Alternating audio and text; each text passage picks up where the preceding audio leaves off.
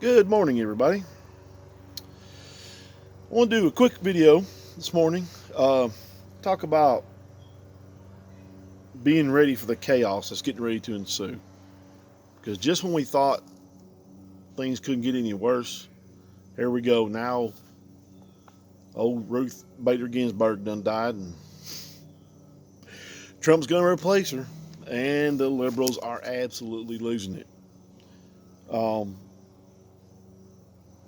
the the Democrats say that it's not right, that a president shouldn't be able to replace a Supreme Court justice this close to an election. Well, first of all, the president doesn't replace. The president nominates somebody for the Supreme Court. The Senate is the one that decides whether they are confirmed or not. And that's in the Constitution.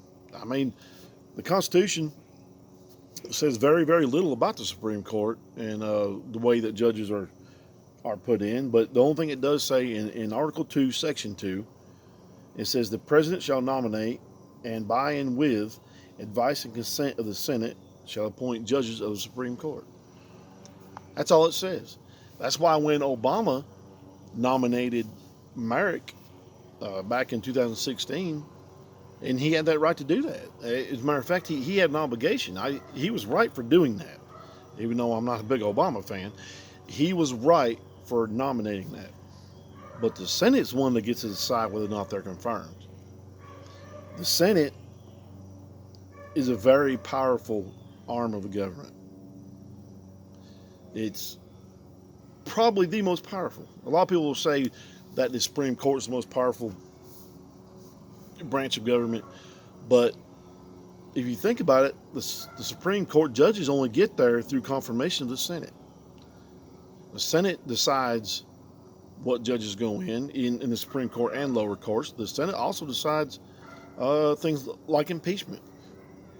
The House can impeach, but the Senate's the one that does the trial, and they're the ones that decide whether or not to remove a president or not.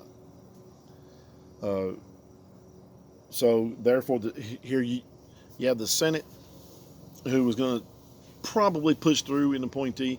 There's a few people that may not want. There's a few Rhino Republicans and not real conservatives and other people that may not want to go through it. So I mean, there's nothing guaranteed, especially in this election cycle. I just find it funny how the Democrats are screaming at the top of their lungs.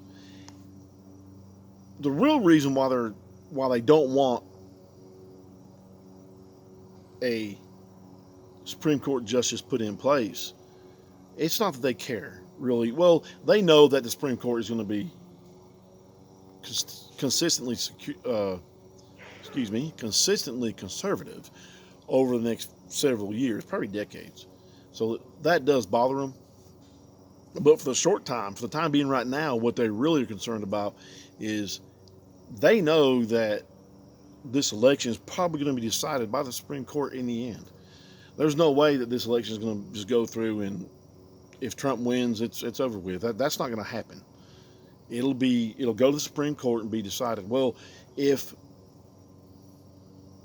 there's no replacement for Ginsburg, then more chaos can ensue. And that's what they want. They want chaos. They want to bring this nation down, folks. If you can't see that, you're either blind or you're a fool. So with all that said, now that we know that the Senate is really the power behind choosing who and when we put in the Supreme Court, I want to use a little quote made famous by the Democrat Communist Party, their beloved leader, Hussein Obama. Remember, elections have consequences. Thank you for watching this video. Like and subscribe if you would. All gun laws are unconstitutional.